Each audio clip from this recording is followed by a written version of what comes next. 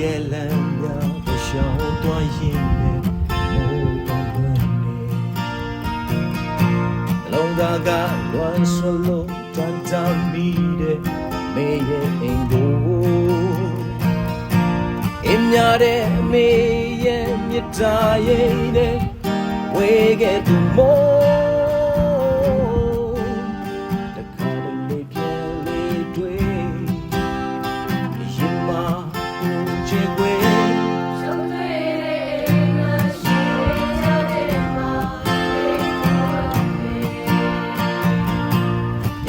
တဲ့နေရမြတ်တိုက်ခိုက်ကြလို့အားရနေပြီဆို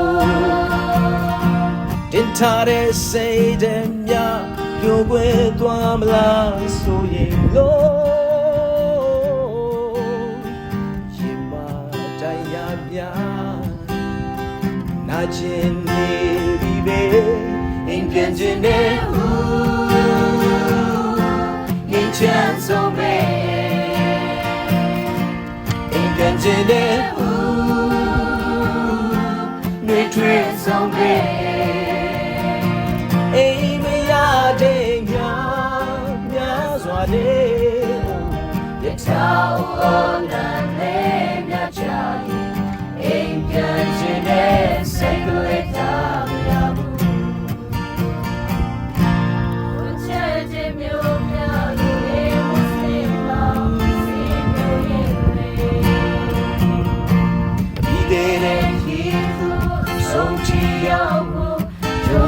နေသူမှာယူတာတဲ့ခြေလက်ကအမေအိမ်လေးချောင်းတွေးမိနေလို့ရောင်ကအိမ်မက်တော့လူချင်းတဲ့အိမ်ပြန်ချင်းတဲ့ငိတ်ချမ်းဆုံးပဲအိမ်ပြန်ချင်းတဲ့Dreams on me.